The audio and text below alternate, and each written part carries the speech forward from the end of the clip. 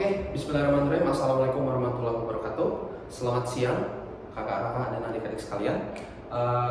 Selamat datang di sesi tanggal 8 bersama saya Kak Eko. Gimana kabarnya?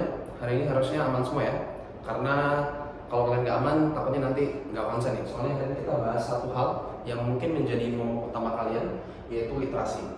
Dan kita tahu sendiri, secara general literasi untuk tingkat orang-orang Indonesia levelnya itu kan masih mengkhawatirkan ya. Jadi mohon untuk fokus banget untuk pembahasan soal hari ini, karena kita akan membahas satu rumpun, yaitu rumpun literasi yang juga memegang peranan penting dalam UTBK, dalam komponen soal-soal UTBK. Jadi jangan dianggap remeh ya untuk rumpun literasi. Walaupun kalian di sana nggak menghitung, tapi di sini kalian harus memaknai, kalian harus memahami teks tersebut. Karena yang diuji di literasi bahasa Inggris dan bahasa Indonesia adalah reading comprehension, pemahaman kalian terhadap bacaannya. Oke, hari ini kita akan membahas soal tryout, soal tryout dari literasi bahasa Inggris dan bahasa Indonesia. Masing-masing subtes kita ambil 2 soal aja sebagai contoh. Dan untuk pertama-tama kita fokusnya ke literasi bahasa Inggris dulu. Jadi teman-teman bisa lihat di modulnya, di filenya, di soal. Kita fokus ke literasi bahasa Inggris nomor 2. Coba teman-teman lihat dulu literasi bahasa Inggris nomor 2. Nah, ketika kita melihat nomor 2, di situ ada teks dan ya kalian bisa lihat teksnya di sana. Cuman kita di sini fokus ke soalnya. Teman-teman, satu hal yang penting untuk literasi bahasa Inggris adalah memahami yang namanya kata kunci. Oke, sekarang kita akan mencoba untuk membedah kata kunci tiap soal. Apa sih yang diminta sama soal tersebut? Kalau kalian nggak paham sama kata kunci yang diminta soalnya, maka kalian akan tersesat. Jadi, nomor 1 yang paling penting untuk mengerjakan soal yang ada di literasi bahasa Inggris khususnya, itu adalah memahami kata kunci soal. Nah, sebelum itu, Kak Eko pengen ngasih tau juga, kalau misalkan literasi bahasa Inggris itu sebenarnya dibagi menjadi 2 informasinya. Jadi jenis-jenis pertanyaannya itu ada yang tersurat, ada yang tersirat. Oke, jadi secara garis besar kita akan ketemu 2 jenis pertanyaan ini. Jadi ada yang tersurat dan ada yang tersirat. Kalau kita lihat di soal ini, pertama kita analisa kata kuncinya dulu ya teman-teman. Kita lihat nomor 2 di sini keywords. Kita bedanya dari sini aja ya, keywords. Apa aja keywordsnya dari soal nomor 2? Kita lihat di sana. Yang pertama ada writer's attitude. Ada yang tahu writer's attitude itu apa? Writer's attitude-nya dijaga bos, kayak gitu. Maksudnya apa? Sikapnya dijaga. Oke, berarti writer's attitude adalah sikap penulis. Terus yang kedua itu adalah drugs. Drugs ini artinya obat-obatan. Nah, yang ditanyakan di soal nomor 2 itu adalah apa sih sikapnya penulis terhadap obat-obatan yang dibahas di teks tersebut. Nah, teman-teman bisa lihat di teks itu kan panjang banget ya, ada 4 paragraf. Gini teman-teman, kalau kita ngomongin attitude, ini kata kuncinya attitude. Ini dia termasuk soal yang implisit sebenarnya, nggak tersurat, jadi dia sifatnya tersirat. Biasanya teman-teman, kalau kita ngomongin attitude, itu ada di paragraf. Kira-kira paragraf berapa? Awal, tengah, atau akhir? Attitude. Ya, dia adanya di paragraf terakhir. Ya, kalian bisa fokus ke paragraf terakhirnya dulu. Cek paragraf terakhirnya. Ketika kalian sudah lihat di paragraf terakhir yang dari at the moment, bla bla bla bla bla, di sana ini tips dari Kak Eko ya, biar kalian lebih mudah pahaminya. Coba kalian bedah. Kira-kira feelingnya, kira-kira suasana hati penulis atau tone-nya yang ada di paragraf terakhir itu, dia cenderung ke arah negatif atau positif. Coba kalian lihat di sana, attitude-nya dia berbau positif atau negatif dari pilihan katanya. Dan teksnya itu panjang teman-teman, paragrafnya panjang, jadi kalian bisa cek kalimat awal dan kalimat terakhir. Coba kita bahas sama-sama ya, paragraf kalimat pertamanya. At the moment, patient must use a special pen to inject the medicine once a week, and they must keep it in the refrigerator. Oke, maksudnya apa? Pokoknya kita tuh para pasien penyakit ini tuh punya alat khusus gitu, suntikan khusus, yang dimana suntikan ini juga kita harus simpan di kulkas. jadi nggak bisa kita simpan sembarangan. Nah terus, in contrast, a daily pill would remove these difficulties. Maksudnya apa? Daily pill dalam bentuk pill. Tadi kan injection ya, suntikan. Di sini dia bilang daily pill. Pill itu tadi itu bisa menghapus kesulitan-kesulitan ini. Oke, di situ ada turning point ya. Tadinya ngomongin negatif jadi positif. Coba teman-teman lihat kalimat terakhirnya. Apakah dia masih negatif atau tetap positif? Kita lihat. This increased accessibility could expand obesity treatment to a much broader population. Maksudnya apa? Dengan peningkatan aksesibilitas ini tuh bisa mengexpand, bisa memperluas treatment yang lebih merata, yang lebih menjangkau banyak populasi. Nadanya gimana? Positif atau negatif? Nadanya positif ya. Berarti bisa kita simpulkan attitude-nya penulis di sana adalah positif. Sekarang teman-teman bisa lihat di opsi-opsinya mana aja yang positif.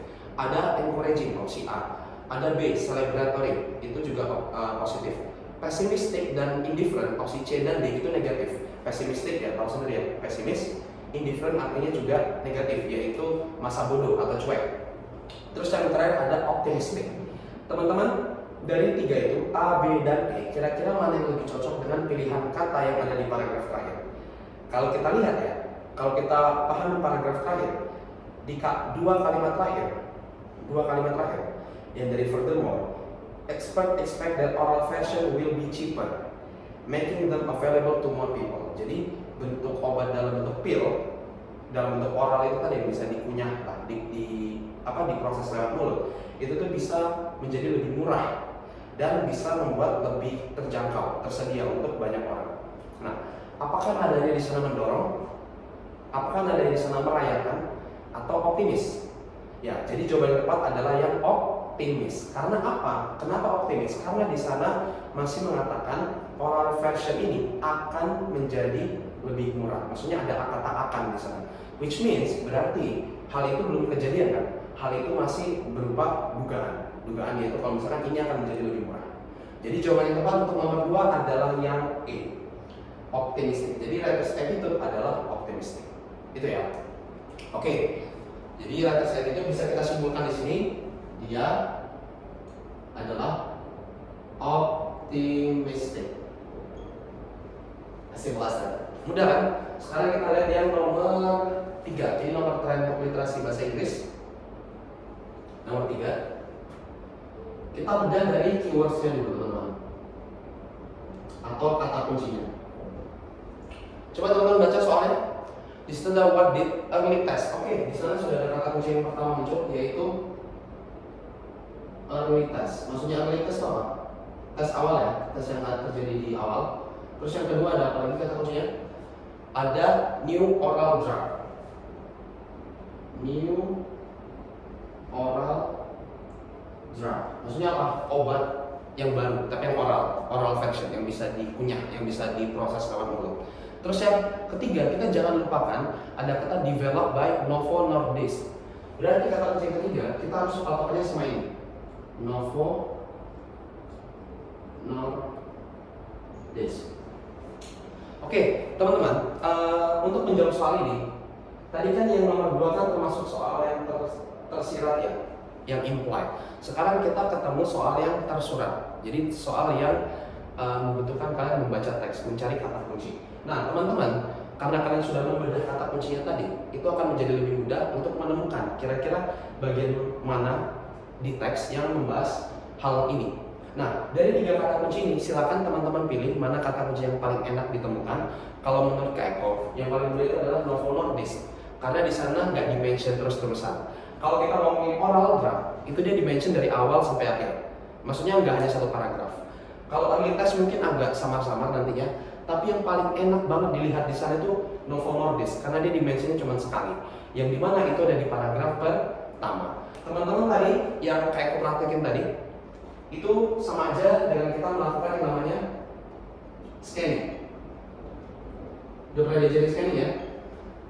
Scanning ini adalah membaca cepat untuk menemukan yang namanya details. Oke? Nah, details ini apa kan maksudnya? Details ini adalah kata kunci. Nah, jadi teman-teman mencari detailnya di sini adalah berdasarkan kata kunci. Kata kunci mana? kata kunci yang ada di sini atau di sini atau ada yang di sini. Karena teman-teman sudah membedah 3 kata kuncinya tadi, teman-teman tinggal pilih aja mana yang kira-kira yang enak dicari dengan cepat. Pokoknya scanning itu kayak kalian baca koran. Bisa baca koran kan? Kalau kalian baca koran kan kalian bacanya yang terhighlight. Misalnya yang terhighlight itu kayak yang bold, yang bercetak tebal, atau yang italic, yang bercetak miring, atau yang kutipan. Itu kan paling mudah ditemukan. Nah, kalau di sini teman-teman tinggal cari mana dari A, B, dan C itu yang mudah ditemui di teks. Kalau kayak kalau sendiri, paling enak itu adalah yang C, yang Novo Nordisk. Karena apa? Kita bisa menemukan itu, dia tuh spesial, dia cuma sekali di-mention. Dan itu kalau kalian baca cepat secara sekilas, itu cuma ada di paragraf pertama. Nah, teman-teman tinggal cari ya, tinggal pahami paragraf pertama yang dia mention Novo Nordisk, ada di baris tengah ke bawah. Novo Nordisk, the company developing the drug, reported that early tests showed user lost an average of 10.5% of their body weight. Maksudnya apa? Early test, tes permulaan, itu tuh menemukan kalau misalkan pengguna obat itu tuh mereka bisa bisa menurunkan berat badannya. Secara rata-rata itu adalah 10,5. Nah, jadi itu adalah makna hasil penemuan yang ada di nomor 3, yang dilakukan oleh Novo Nordisk. Sekarang teman-teman tinggal cari aja di opsi mana yang sesuai dengan makna tersebut. Yang benar untuk nomor 3 itu adalah yang B. Participant lost just over 10%, lebih dari 10%. Benar kan? 10,5 itu lebih dari 10%. On their body weight on average, lebih dari 10% dari berat badannya, masalah badannya. Gitu. Kenapa bukan yang A, Kak? Kenapa bukan yang A? The average weight reduction among participants was less than 10%. Ingat, ini kan tadi 10,5% ya. Yang A kan ngomongnya less than 10%, berarti kurang dari 10%. Itu udah salah. Yang C, user experience an average weight loss of exactly 10%. Ada kata exactly 10%, berarti apa? Benar-benar 10%. Padahal di sana kita bukan 10%, kita average 10.5%. Jadi apa? Rata-rata itu 10,5. Kalau yang B, around 10% of participant, sekitar 10% dari partisipan mengalami penurunan berat badan. Padahal yang 10% itu tadi bukan jumlah partisipannya, tapi massa badannya gitu loh. Jadi massa badannya itu berkurang sebanyak 10,5%. Kayak gitu. Bukan orangnya, bukan jumlah dari populasi orangnya, tapi massa berat badannya itu loh yang kurangnya 10,5%. Oke. Coba kita lihat yang opsi terakhir. Participant lost at least 10% of their body weight. At least, setidaknya 10%. Padahal jelas-jelas di sini average-nya adalah 10,5, bukan at least. Jadi jawaban yang tepat itu hanya ada di opsi yang B. Itu sesuai maknanya dengan hasil penemuan tadi. Oke, itu untuk yang literasi bahasa Inggris. Sekarang kita fokus ke literasi bahasa Indonesia. Teman-teman bisa buka dulu di literasi bahasa Indonesia. Ya, LBI ya. LBI. Kita juga akan bahas 2 soal di sini. Teman-teman bisa lihat di nomor-nomor yang awal. Coba teman-teman lihat di nomor 1. Nah, sebenarnya untuk literasi bahasa Indonesia yang nomor 1 ini hampir mirip dengan yang nomor 3 di literasi bahasa Inggris. Teman-teman itu dipaksa untuk melakukan scanning atau menemukan kata kunci. Oke? Kita lihat di sana. Mayoritas pejabat melakukan kejahatan kerah putih dengan terperinci melalui proses yang panjang dan terencana yang dilakukan secara diam-diam. Tindakan tersebut dapat menyebabkan. Oke, sekarang kita bedah kata kuncinya dari nomor 1 ini tadi. Kita bedah ya, keywords atau kata kunci ya bahasa Indonesia. Keywordsnya apa? Pertama, kan ada kasus ya yang diomongin di sana. Intinya mayoritas pejabat itu melakukan kejahatan kerah putih dengan terperinci melalui bla bla bla dan rencana yang dilakukan secara diam-diam. Intinya bisa kalian simpulkan, yang dilakukan pejabat itu hal yang baik apa hal yang buruk? Itu dulu yang kalian simpulkan. Apa? Berarti apa? Namanya kejahatan ya? Berarti dia hal yang buruk. Berarti apa? Kejahatan aja deh kita bilang ya. Kejahatan kan sudah cukup mewakili ya. Kejahatan pejabat. Hasilnya kayak gitu. Karena statementnya di sana kita ngomongin kejahatan ya, hal-hal buruk yang dilakukan oleh para pejabat itu tadi, mayoritas pejabat. Nah, sekarang kita lihat kata kunci yang keduanya. Kata kunci yang keduanya yang menjadi pertanyaan adalah tindakan tersebut dapat menyebabkan. Berarti di sini kita akan menanyakan apa akibatnya. Akibatnya, tanda tanya. Jadi teman-teman tinggal cari di teks mana yang ngomongin akibat tersebut, mana yang ngomongin aktivitas kejahatannya itu tadi. Terus kalian lihat mana yang menyatakan juga akibat dari atau dampak dari kejahatan yang dilakukan oleh mayoritas pejabat itu tadi. Kita bisa lihat di sana di paragraf pertama dia masih memperkenalkan apa itu kejahatan kerah putih atau white collar crime, and so on and so on. Kalian sebenarnya bisa cek di kalimat-kalimat akhirnya itu sudah merujuk ke inti pertanyaan yang ini tadi, merujuk kepada inti pertanyaan yang tadi. Tanda tanyanya agak kurang bagus. Saya kok agak oscil dikit sebenarnya, jadi melihat yang ini aneh. Akibatnya apa? Nah, teman-teman bisa lihat di paragraf 2 kalimat awalnya. Masyarakat pada umumnya sulit untuk mengidentifikasi kejahatan-kejahatan yang tergolong white collar karena kejahatan ini biasanya dilakukan secara terperinci melalui proses yang panjang dan terencana yang dilakukan secara diam-diam. Itu sesuai kan dengan soalnya tadi. Nah, berarti kalian bisa fokus baca di sini. Oke? Fokus utama pemahaman kalian adalah memahami bacaan yang bagian sini.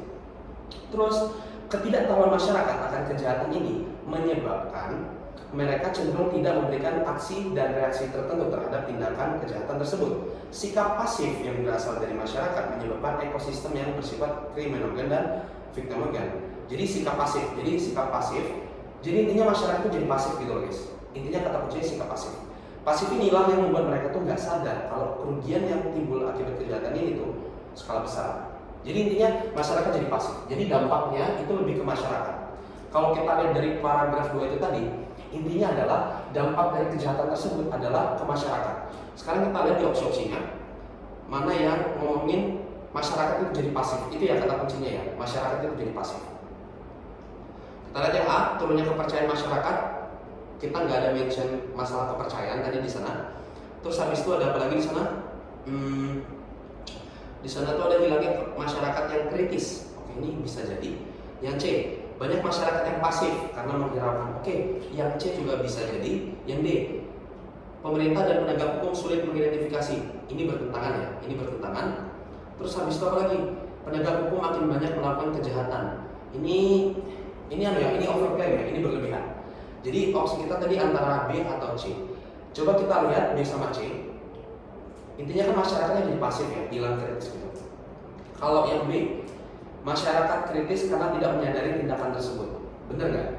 Tidak menyadari tindakan tersebut. Kalau kita lihat kasus yang tadi, tindakan ini kan dilakukan secara diam-diam terperinci. Berarti yang B ini hampir masuk akal nih. Kita lihat yang C. Banyak masyarakat yang pasif karena menghiraukan pejabat. Padahal di sini kita bukan ngomongin menghiraukan pejabatnya. Fokus kita adalah menghiraukan kejahatan pejabatnya. Jadi kita nggak hanya ngomongin menghiraukan pejabatnya. Yang di sini kita fokuskan adalah kejahatannya, bukan pejabatnya. Jadi teman-teman, yang opsi C itu salah karena kita menghiraukan pejabat, bukan menghiraukan kejahatan yang dia lakukan gitu.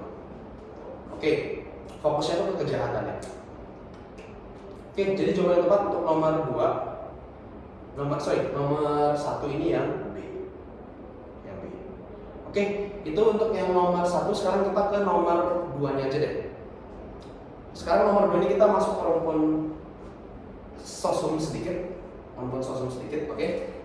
Kita lihat di sana nomor 2. Mungkin teman-teman yang dari sosum bisa lebih mudah memahami ya, karena udah punya dasaran apa itu sosiologi, gitu kan. Oke, coba kita lihat sosiologi. Kita lihat dalam ilmu sosiologi, ya kan? Dalam ilmu sosiologi, kejahatan ini termasuk ke dalam bla bla bla bla bla. Pertanyaannya adalah dari POV-nya ilmu sosiologi. Nah, teman-teman sendiri. Oh ya, kita bedah kata kuncinya dulu ya. Keywords-nya. Mungkin keywords-nya cuma satu ya teman-teman, yaitu dari aspek sosiologi. dari ilmu sosiologi. Oke, mungkin Kak Eko akan jelasin sedikit yang Kak Eko pahami mengenai apa itu sosiologi. Sosiologi itu semacam apa?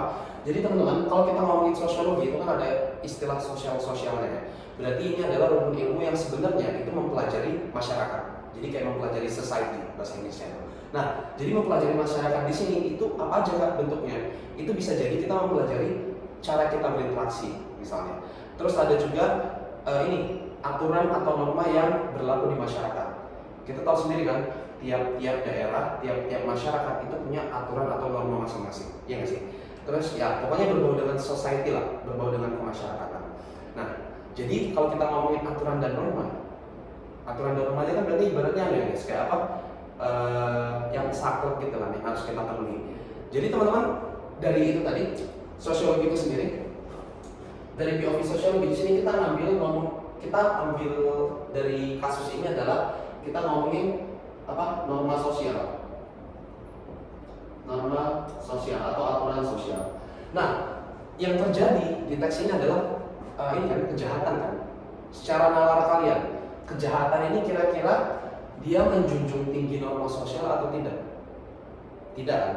Berarti dia ibaratnya melanggar norma sosial. Dia kan dikasih amanah untuk untuk melayani kita sebagai masyarakat sipil. Nah, tapi dia melakukan kejahatan itu tadi guys. Berarti di sana secara nggak langsung dia tuh dari POV sosiologi dia melakukan kejahatan yang bernama penyimpangan sosial. Jadi jawaban yang tepat adalah yang A. Berarti dia termasuk penyimpangan sosial karena dia melanggar norma sosial. Gitu. Kenapa bukan interaksi sosial? Karena kita fokus pada kejahatan nih. Kenapa bukan perubahan sosial? Balik lagi fokus kita ke kejahatan. Kenapa bukan konflik sosial? Konflik ini terlalu luas skopnya. Di sini kita fokusnya itu ke konflik yang negatif gitu guys. Yaitu kejahatannya itu tadi, penyimpangan sosial itu tadi. Yaitu mereka tuh korupsi kayak gitu-gitu kan ibaratnya, kejahatan gitu tadi. Oke, teman-teman. Jadi ada yang mau tanya dulu? Harusnya aman ya. Udah kita wrap up aja, kita simpulkan untuk bahas soal hari ini. Kalau dari Kak Eko, hari ini kita lebih banyak membahas kata kunci. Gimana cara kalian untuk memahami kata kunci per soal, apa yang diminta sama soal. Jadi biar kalian cepat untuk mengerjakan soal literasi, lebih cepatnya adalah kalian menemukan kata kunci tiap soal. Karena kalian akan tahu apa yang diminta sama soalnya. Dari hal tersebut kalian bisa membaca, kalian bisa melakukan scanning. Scanning ini bisa dipakai di literasi bahasa Inggris maupun bahasa Indonesia.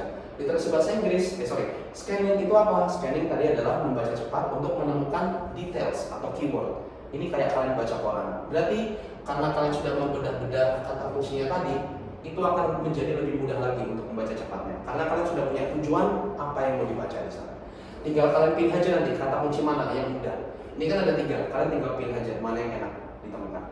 Oke, sekian pembahasan dari Kak Eko. Kurang lebih mohon maaf. Semoga ilmu yang Kak Eko sampaikan tadi bermanfaat untuk kita semua.